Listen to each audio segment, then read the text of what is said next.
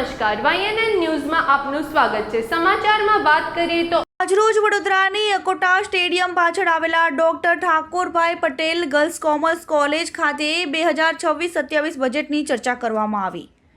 આજરોજ વડોદરાની doctor Thakorbhai Patel girls college ખાતે સયાજીગંજ વિધાનસભાના ધારાસભ્ય કેયુરભાઈ રોકડિયાએ આજરોજ 2026-27 બજેટની ચર્ચા કરવામાં આવી હતી। સૌપ્રથમ બજેટ ચાલુ કરતા પહેલા દીપ પ્રગટ્ય કરીને મહેમાનોના હસ્તે કરવામાં આવ્યું હતું। સાથે જ મહેમાનોનું સ્વાગત કરવામાં આવ્યું હતું, જેમાં ઉપસ્થિત સયાજીગંજ વિધાનસભાના ધારાસભ્ય કેયુરભાઈ રોકડિયા, કેળવણી ટ્રસ્ટ વડોદરાના પ્રમુખ ડોક્ટર પુષ્પાબેન પટેલ, સંયુક્ત સચિવ શ્રી સુરેન્દ્ર પટેલ, પ્રિન્સિપાલ ડોક્ટર ચારમીબેન ગાંધી, મહિલા મહાવિદ્યાલયના પ્રિન્સિપાલ ડોક્ટર પ્રદીપભાઈ જોશી તથા કાર્યક્રમના મુખ્ય વક્તા ગોવિંદ ગુરુ યુનિવર્સિટીના અર્થશાસ્ત્ર વિભાગના ડોક્ટર અશોકભાઈ ત્રિવેદી તથા મોટી સંખ્યામાં મહિલાઓ આ બજેટમાં ઉપસ્થિત રહ્યા હતા।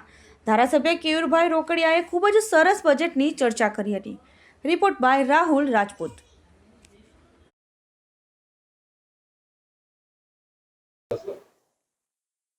ભારતને વિકસિત ભારત બનાવવાના સ્વપ્ન સાથે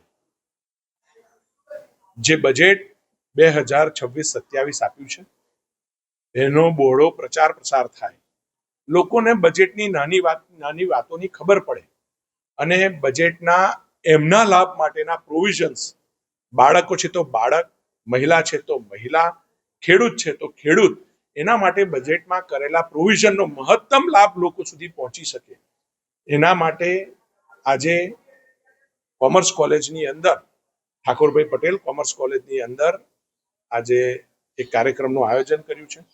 ઘણા બધા વિદ્યાર્થીઓને અને એમને લગતી યોજનાઓ સરકારમાં, બજેટમાં આખા દેશની અંદર સરકારે શું કામ કર્યું છે, નવા પ્રોવિઝન્સ કયા કર્યા છે, AI નો ઉપયોગ અને આવા અનેક મુદ્દાઓ આધારિત બજેટના વિશ્લેષણ માટે આજે ગુજરાત સરકાર દ્વારા અહીં મને મોકલવામાં આવ્યો છે।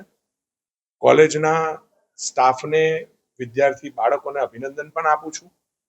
ખૂબ સારી રીતે આ બજેટને સાંભળીને તેમના જીવનમાં કંઈક બદલાવ થશે એવો મને આશા છે। નમસ્કાર, આજે doctor Thakorbhai Patel girls commerce college અને શ્રી ગોવિંદ ગુરુ યુનિવર્સિટીના સંયુક્ત ઉપક્રમે બજેટ ટોકનું આયોજન આપણા કેમ્પસમાં કરવામાં આવ્યું, જેમાં આપણા MLA શ્રી ડૉક્ટર કેયુરભાઈ હાજર રહ્યા હતા। તદુપરાંત આપણા વિષય નિષ્ણાંત Ashokbhai Trivedi, head of the economics department Shri Govind Guru University, ટ્રસ્ટના president Shri doctor Pushpa madam, Shri Surendrabhai sir તથા મહિલા મહાવિદ્યાલયના પ્રિન્સિપલ ડૉક્ટર પ્રદીપભાઈ જોશી હાજર રહ્યા હતા।